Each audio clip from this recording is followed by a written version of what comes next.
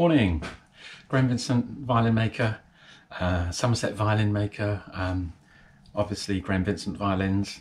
Right, so the day has finally arrived. I've discussed and hoped for this day many times, but I'm back in the workshop full time at long last. So very brief explanation for why I've been away.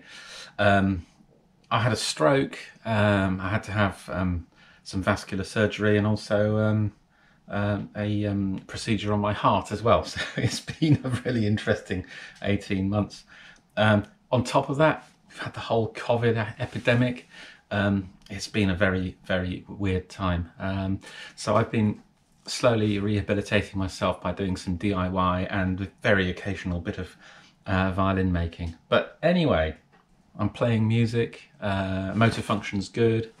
There are some minor things remaining from the stroke. I've had to change some aspects of my life dramatically, but I'm back in the workshop. And I'm going to explain where I am, what I'm doing, and what you're going to be seeing over the next few weeks and months. Well, it must be like nearly 2 years ago now, I guess. I thought it would be a really good idea to do another batch of violins. I've done a big batch of violins previously on one occasion, and this is the second batch that I've done. They're all handmade in exactly the same way that I would normally hand make violins, but what I do is I've done them procedure by procedure. So for example, it means I get the chance to carve 10 scrolls one after the other, and the whole reason for doing this batch production wasn't to make more money, wasn't to make them faster, although I kind of hoped that it would, and we'll discuss that some other time whether it did or not. But I mean, as a musician, I mean, basically when you're learning a piece of music, when you're playing music, you don't play it once and then put the music to one side for a few months and then have another go. What you do is you play it until you're really happy with it. And maybe because of the musical influence, the way I rehearse music and so on, that it got me thinking, but why don't I do that with violins? Why don't I maybe once or twice do a batch so that I can really get into carving F-holes, so I can really get into carving scrolls? And that's why I've done this. This is, however, going to be the last batch of violins I do like this, because the flip side of that is, although the individual items, so to speak, unit per unit, are a little bit faster, because just you get your eye in, and also you don't have to go hunting around for tools, you've got them to hand and so on.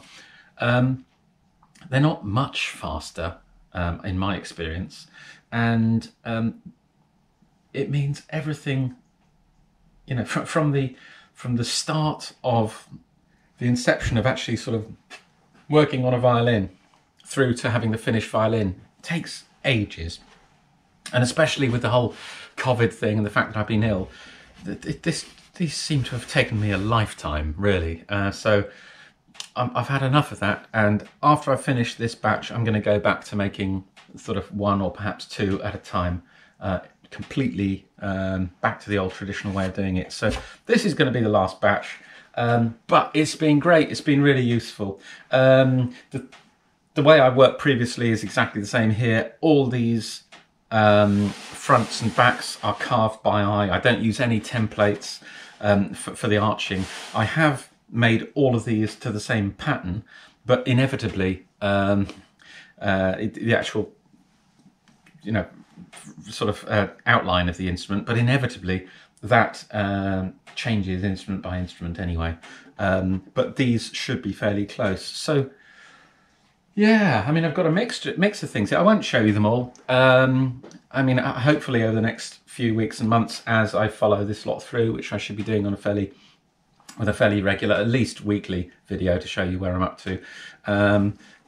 You know, you'll get to know the individual ones, so to speak. But they are all at this stage now. Basically, they've got F-holes, a completed body. They haven't got any of the ebony components in. They haven't got the obviously any holes for the end pin or the saddle. I haven't actually carved the peg box, which normally I would do before I put the neck on, but for some reason I think I was just getting a bit impatient and I just wanted to see all the necks on. I decided to go ahead and put the necks on before I've done that. So that probably making life slightly more difficult for myself, but there we go. Really, I think the next stage is going to be preparation of all of the fingerboards, and this time I'm not going to be using ebony for any of this. I think I'm going to go down the route of using hard American maple, which is a sort of renewable resource. I don't want to use any sort of forest, any rainforest sort of timbers. Anyway, more about these. So basically, we've got some with sort of flamed maple, some with one-piece backs, some with timber which is reclaimed. Like, for example, that's a reclaimed front just from an old bit of what did I get that from? I can't remember when. I think it was an old shelf, that one. Some of them are a figured ash.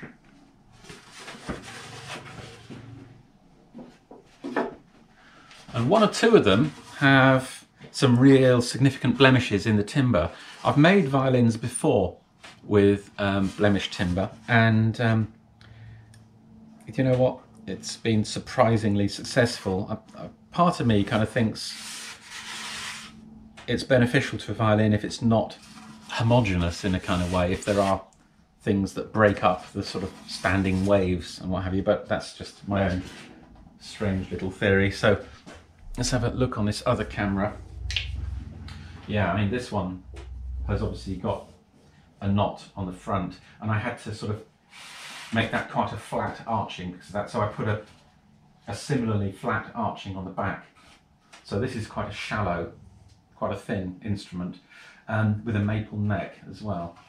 So it's a bit of a mix, ash, maple and reclaimed front. This one has got a knot there, ash neck, ash body, more full arching.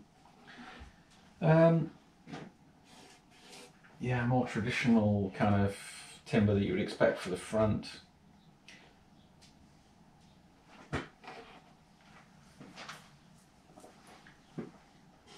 This is a slightly unusual, I mean, those are all very much quarter sawn, most of them, but this one it's almost, I mean, the grain, instead of running that way, is well on the slant on there. So it'll be interesting to see what that sounds like.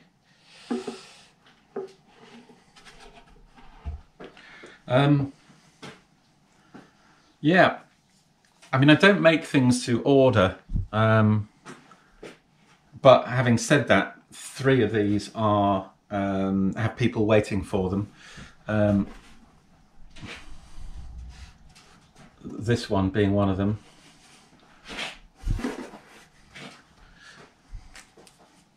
Which has got a gorgeous maple back and ribs, and the other one, well, one of the other 2 is that one. That's going to a chap who's a pretty extreme player, and I wanted to give him something really quite unusual, and that one is going to be with a shallow body. I think it's going to be loud, and it will have quite a distinct tone, and I think it fits his personality reasonably well. No names. And then the other one is going to be given to charity. It's going to be auctioned off. So I'll tell you more about that as we go anyway. This batch of violins are completely vegan, all of them, in every way. There's nothing animal in these. And that makes a total of 20 violins that I've made which have been completely vegan. So I'm quite happy with that part of it. And also, as I've said, there's a lot of reclaimed wood in here.